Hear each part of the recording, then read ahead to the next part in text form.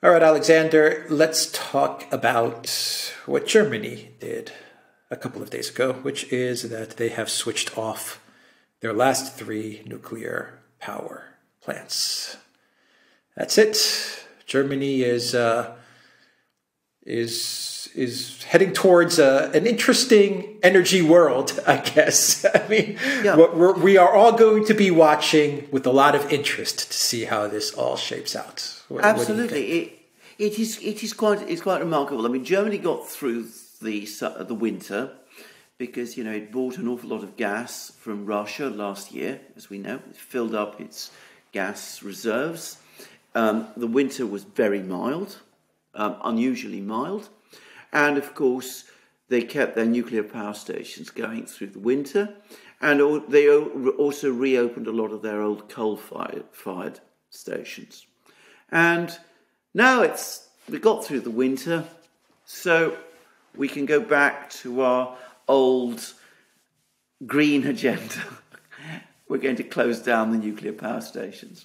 And there are quite a few people, Elon Musk even, who said, maybe this isn't such a good idea.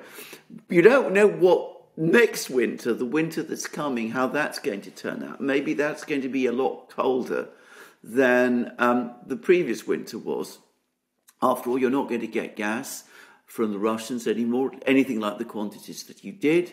The prices for the gas that you're getting from the US are going to be higher. The US might not be able to send you as much gas as they did previously for all kinds of reasons. And the price of oil might start rising again. So all kinds of things like that. But, you don't worry about that. You close down your own nuclear power stations. You take away that backstop that helped you to get through the winter. And guess what? You want everybody else to stop buying nuclear fuel from Russia as well. In fact, you're going to insist on it.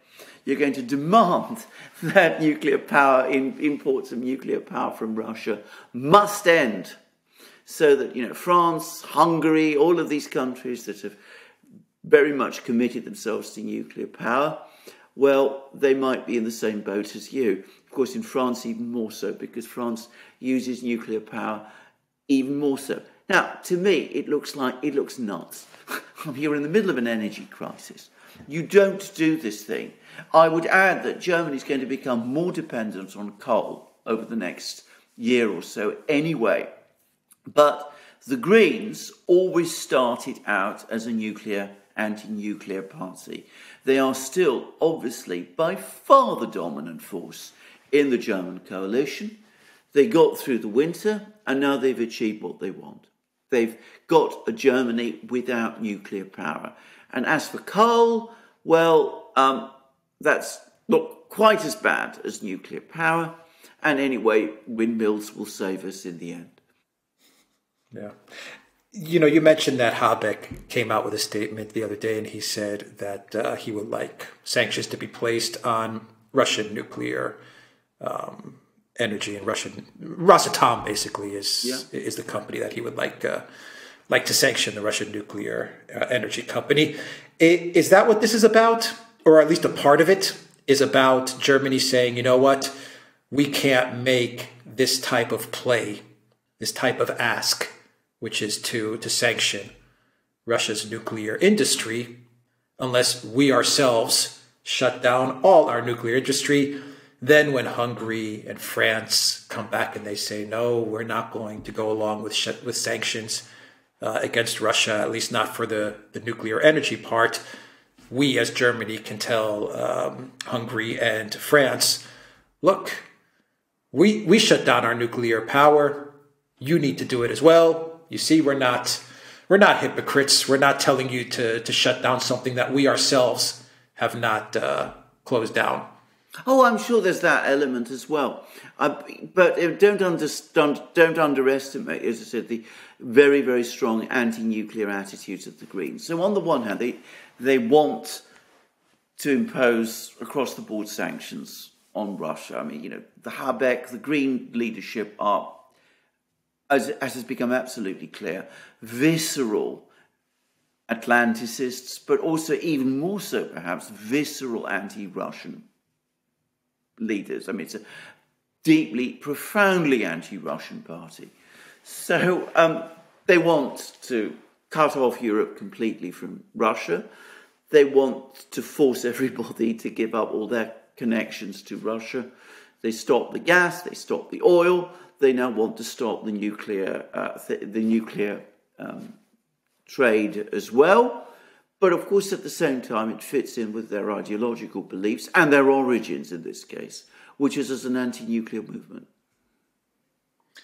Why do the Greens in Germany hate Russians so much?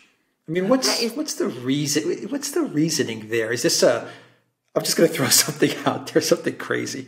Is this a spiritual thing? Because the Greens, they're believers in this religion, this green religion. I don't know another way to call it, this ideology, but I consider it a religion. They're believers in this religion, and they don't like Russia because Russia is more of a traditional Orthodox religion. I don't know. I'm throwing stuff out there because I'm trying to figure out why do the Greens in Germany hate Russians so much? Yes, of course, it wasn't always this way. I mean, if you're talking about the Greens in the early 1980s, when the Green Party first got going, it was an ecological movement, yes. It was an anti-nuclear movement, yes. It was an anti-war movement also. And at that time, it supported better relations with the Russians as they then were, the Soviet Union as they then were. But today's Greens, I think partly there is that element of that, there is no question. But of course, you see, for them, Russia also is something else. It's, the other. It's the great producer of fossil fuels, of oil, of coal, of gas, of nuclear power, all the things that we as Greens loathe and detest, or say we do. And I think there's an awful lot of that as well. So, I mean, there's all of these different things, all of these different strands that come together. Russia is conservative, it's Christian, in ways that the Greens don't like. Russia is also, as I said, a major energy producer, an energy supplier, fossil fuels and nuclear power, which again the Greens don't like. And of course, I suspect there's other deeper things going back to deep into German history, a hostility to Russia there, and of course the very strong connection the Greens in Germany have with the Greens in the United States, that kind of thinking in the United States. So all of these things come together. Yeah, it seems like the Greens are very connected to like the neoliberal, neocon ideology now in Germany. Oh yeah, I mean that's the way I see them. Yes, it's causing increasing problems in the German coalition, and the place it's expressing itself is in the collapse of the Free Democrats. The Free Democrats are the third party in the coalition. They control the finance ministry, but they've been basically shunted aside. I mean, Olaf Scholz basically does what the Greens want him to do, but he is, after all, the Chancellor, so he's able to appear, as the leader of Germany. The Greens are very much in the ascendant. The Free Democrats, which were the traditional party supported by by a lot of the business community, and also, I have to say this, they've often had a certain connection with the German military as well. They are collapsing. They're losing election after election, and it seems that there's increasing strains, and many people within the Free Democrat Party are worried that if this trend continues, the party will collapse and will lose its ability to get re-elected to the next Bundestag following the next election. And there's some talk that, they might pull out of the coalition, at which point it might be quite difficult to create a new one based on the present parliamentary arithmetic. It might be that you'd have to have a coalition, a return to a grand coalition of the Christian Democrats and the Social Democrats, perhaps involving the Greens. But anyway, it is this very hardline policy the Greens are pursuing is creating stresses within Germany and within the coalition. And I suspect that's going to get deeper and worse. And of course, if Germany does have a difficult and cold winter, you will probably start to see a swing against them also. By the way, on the nuclear issue, on nuclear power, you're already seeing a swing. I mean, I think I saw a poll somewhere that 10 years ago, only 3% of Germans wanted Germany to build more nuclear power stations. Now 40% of Germans apparently do. So you can see that there's already a reaction starting to build. Well, what is this hardline stance from the Greens? What is this going to do to the German economy now? Well, it's going to weaken it even further. It's going to make it even ever less competitive. We've already seen energy costs in Germany are rising, and there doesn't seem to be any real policy about what to do that. We've discussed that Germany is losing its competitiveness. On the one hand, it based its ability to compete with, internationally and international to export on cheap Russian gas, access to the Chinese market, and the euro. I mean, the fact that the euro was a cheap currency for Germany, those are the three things, the three pillars of Germany's economic success. The energy side of it has been completely messed up now. I mean, it has been completely broken.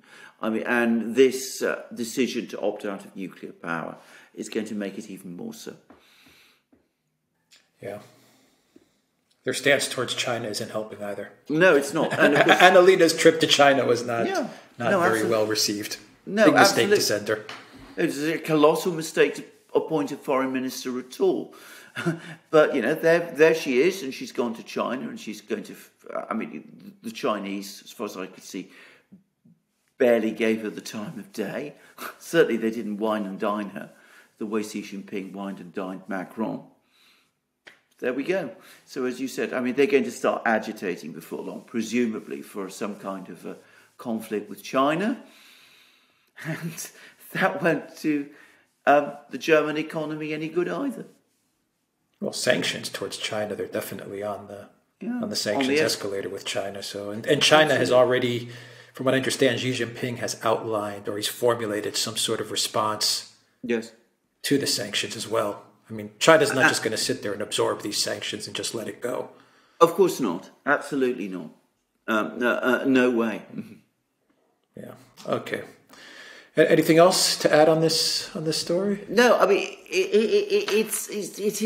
It is interesting to watch a country make these kind of decisions, and one wonders how long this is going to continue in Germany. Actually. The Greens have embedded themselves very deeply in German political and cultural life to a degree that is perhaps unusual for ecological parties. But they are now absolutely, it seems to me, the killing the host. Whether the Germans understand that is another question. Yeah. Okay.